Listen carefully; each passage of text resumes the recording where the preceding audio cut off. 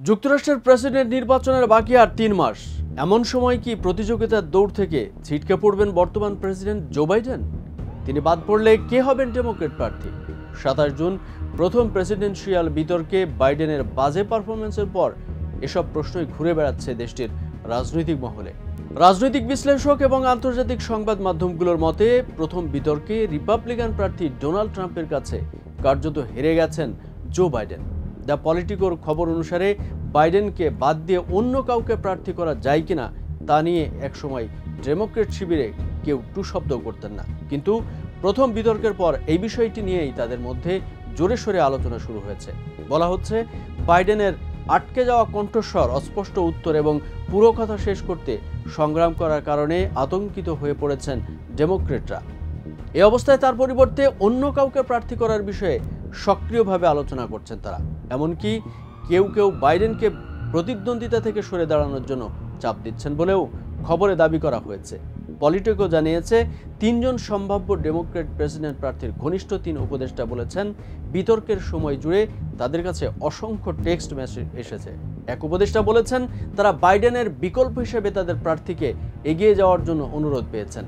আরেকজন উপদেষ্টা বলেছেন তারা অন্তত আধা ডজন প্রধান ডোনারদের কাছ থেকে বার্তা পেয়েছেন।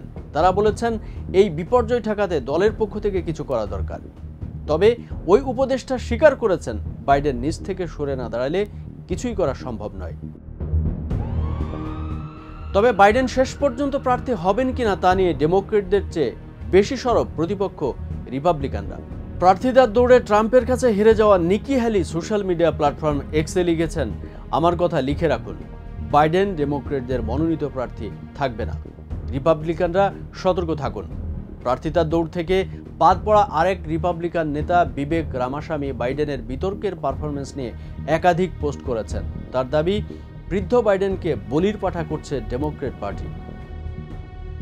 ৮১ বছর বয়সী এই নেতার শেষ মুহূর্তে তিনি সত্যিই বাদ পড়েন, তাহলে তার জায়গায় কে লড়বেন? কাকে দেখা যেতে পারে ডেমোক্রেট প্রার্থী হিসেবে? এই জল্পনার সবচেয়ে বেশি আলোচিত হচ্ছে সাবেক প্রেসিডেন্ট বারাক ওবামার স্ত্রী মিশেল ওবামা। সাবেক এই ফার্স্ট লেডিকে বাইডেনের চেয়ে যোগ্য প্রার্থী বলে মনে করছেন কেউ কেউ।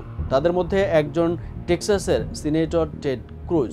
রিপাবলিকান এই নেতা রীতিমতো ভবিষ্যৎবাণী করেছেন আগামী আগস্টে ডেমোক্রেট পার্টির কনভেনশনেই বাইডেনকে প্রতিস্থাপন করা হবে। ক্রুজ তার পডকাস্টে বলেছেন ৮০% সম্ভাবনা রয়েছে ডেমোক্রেট পার্টি জো বাইডেনকে সরিয়ে মিশেল ওবামাকে প্রার্থী করবে। কারণ বিতর্কে বাইডেন এতটাই খারাপ করেছেন যে সারা দেশের ডেমোক্রেটরা আতঙ্কে রয়েছেন। এদিকে আসন্ন মার্কিন প্রেসিডেন্ট নির্বাচন থেকে জো বাইডেনকে সরে দাঁড়ানোর আহ্বান জানিয়েছে যুক্তরাষ্ট্রের সবচেয়ে প্রভাবশালী পত্রিকা নিউ ইয়র্ক টাইমস। প্রতিদ্বন্দ্বী ডোনাল্ড ট্রাম্পকে চ্যালেঞ্জ করতে অন্য ডেমোক্রেটকে সুযোগ দেওয়ার আহ্বান জানিয়েছে পত্রিকাটি। বাইডেনকে একজন মহান সরকারি সেবকের ছায়া হিসেবে বর্ণনা করে পত্রিকাটির সম্পাদকীয় বোর্ড বলেছে, প্রেসিডেন্ট ও ট্রাম্পের মধ্যে বৃহস্পতিবারের বিতর্ক প্রমাণ করেছে যে ৮১ বছর বয়সী বাইডেন নিজের পরীক্ষায় ব্যর্থ হয়েছে।